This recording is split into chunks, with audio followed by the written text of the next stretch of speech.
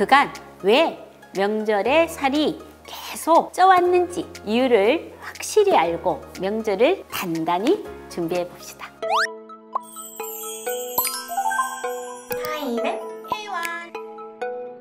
안녕하세요. 건강 정보를 분석하고 플랜을 세워드리는 유튜브 닥터 김현입니다. 2023년이 시작된 지 얼마 되지 않은 것 같은데 벌써 설이 다가오고 있죠. 설은 그 이름만 들어도 너무 배부른 단어죠. 그만큼 명절에 먹는 푸짐한 음식들은 때론 우리를 살찌우게 하고 건강을 해치는 요소가 되기도 하는데요. 특히나 다이어트를 하시는 분들에게는 이 명절이 가장 큰 걱정거리가 될 수 있습니다. 그래서 오늘은 다이어트에 걱정 없이 명절 음식을 즐길 수 있는 방법 알려드리겠습니다. 다이어트에 가장 안 좋은 음식이 뭐가 있을까요? 기름진 음식, 고칼로리 음식들이 있겠죠. 사실 이런 음식들이 맛이 있기는 제일 맛이 있죠. 그런데 이런 음식들이 총집합하는 시기가 바로 설입니다.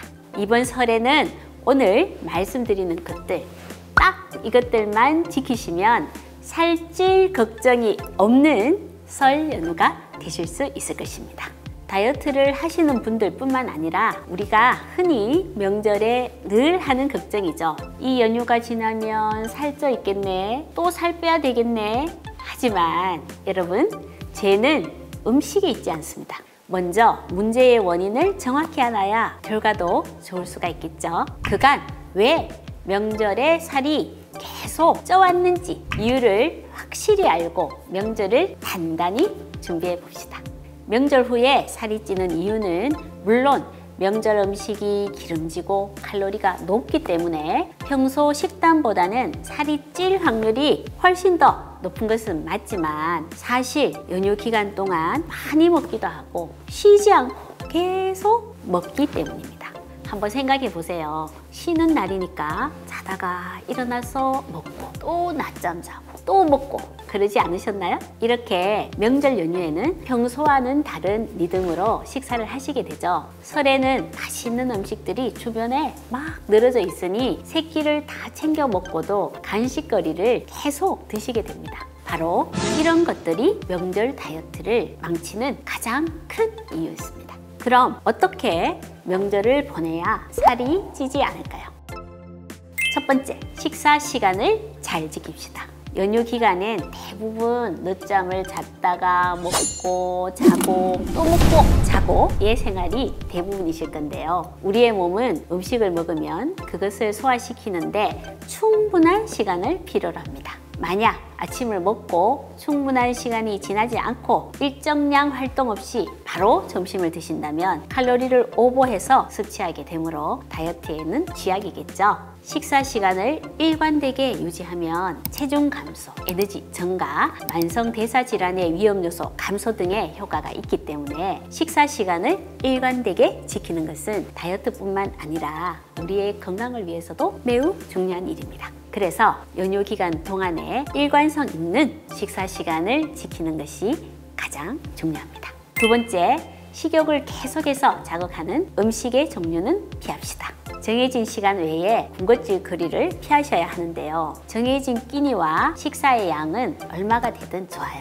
하지만 음식이 소화되는 시간을 충분히 주지 않고 계속해서 간식을 섭취하는 것은 분명 다이어트나 건강에 도움이 되지 않겠죠. 그리고 특히나 조심해야 할 음식들이 있는데요. 바로 떡, 약과 과자와 같은 종류의 음식입니다. 전이나 고기와 같은 음식들은 맛보기로 중간중간 조금씩 드셔도 괜찮아요. 그렇다면 앞서 말씀드린 음식은 왜 안 좋냐? 바로 끊임없이 우리의 식욕을 자극하기 때문입니다. 하나 먹다 보면 계속 먹게 되고 어느 순간 한 끼 정도의 칼로리를 초과해서 먹게 되는 일이 다반사죠. 다른 음식들을 식사 시간에 많이 드시더라도 앞에 말씀드린 음식들을 피하시는 것이 매우 중요합니다.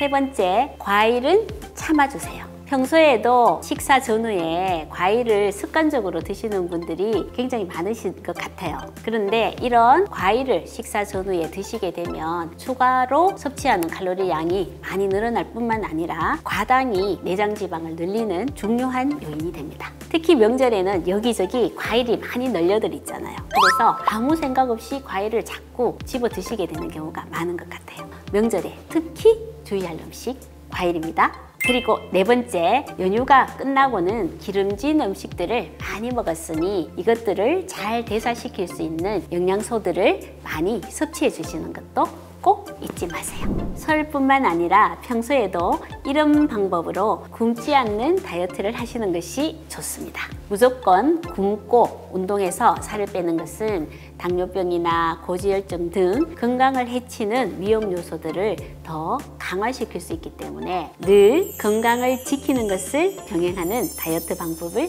찾으셔야 합니다. 오늘 말씀드린 요점들만 잘 기억하셔서 따뜻하고 배부른 설 연휴가 되시기를 바라겠습니다. 이상 건강 정보를 분석하고 플랜을 세워드리는 이웃집 닥터 김희연이었습니다. 감사합니다.